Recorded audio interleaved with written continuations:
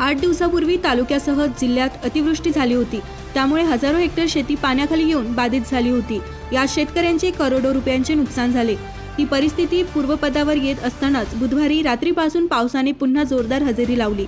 या पावसामुळे कंधार तालुक्यातील घोडज येथील पुलावरून पाणी जात आहे। या रस्त्यावरील वाहतूक बंद करण्याचे आदेश देण्यात आले असून तालुक्यातील 23 पुलावरून पुराचे पाणी जात असल्याने नागरिकांनी दक्ष राहावे, आपल्या जीवाची काळजी घ्यावी, कामाशिवाय घराबाहेर पडू नये असे आवाहन सार्वजनिक बांधकाम उपविभागीय अभियंता सुमित पाटील यांनी घोडज येथील नागरिकांना केले आहे।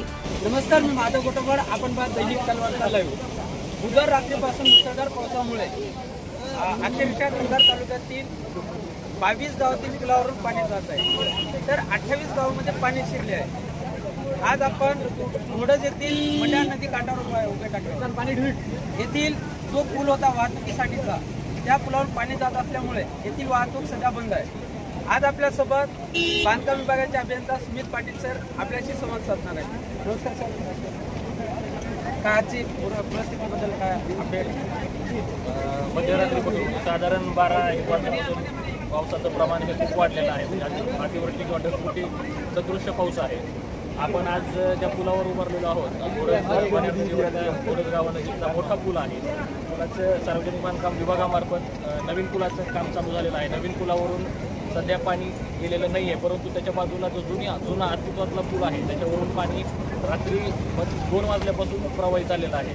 त्यामुळे सर्व नागरिकांना विनंती आहे की अत्यावश्यक कामं व्यतिरिक्त आपण घराच्या बाहेर देखील पडू नये। तर पुलावरून पाणी प्रवाहित असताना कुठल्याही नागरिकांनी पुलावरून वाहतूक करण्याचा प्रयत्न करू नये। त्याच्या बाजूला जो अस्तित्वातला नवीन पूल बांधण्यात आलेला आहे त्याचं अप्रोचेसचं काम प्रगतीत आहे, परंतु ते पूर्ण झालेलं नाही आहे आणि त्याच्यावरून देखील वाहतूक करणं सध्या धोकादायक आहे। त्यामुळे सर्व नागरिकांना या आपल्या माध्यमातून विनंती करण्यात येते की सध्या पाण्याचा जोपर्यंत कमी होत नाही किंवा लेवल कमी होत नाही तोपर्यंत आपण वाहतूक 100% टाळावी। आम्ही वाहतूक बंद केलेली आहे।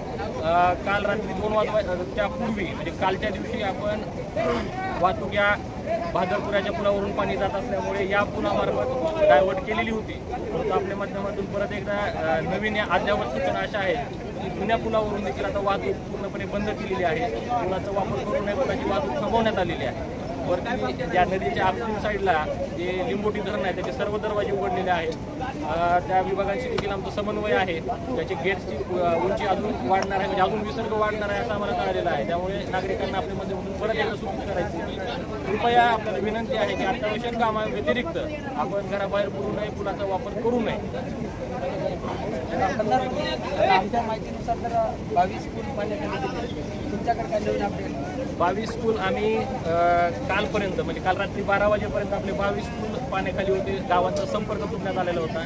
त्या पुलांची यादी आणि कधीपासून आपली त्याच्यावरची वाहतूक बंद आहे ही माहिती मी मीडियाला देखील प्रोव्हाइड केली आहे आणि स्थानिक प्रशासनाला दिलेली आहे।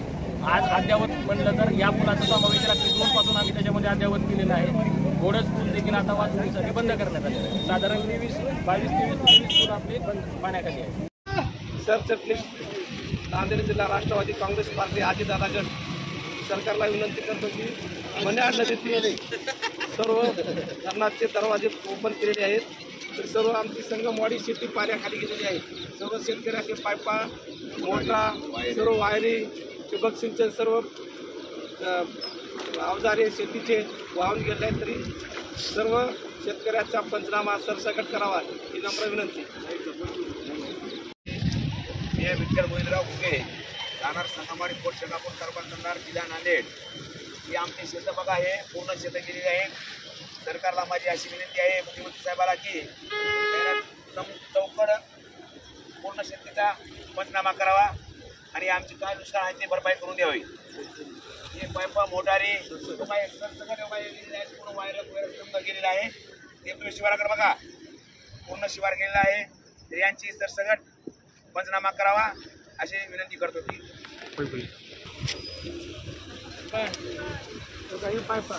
शेतकऱ्याला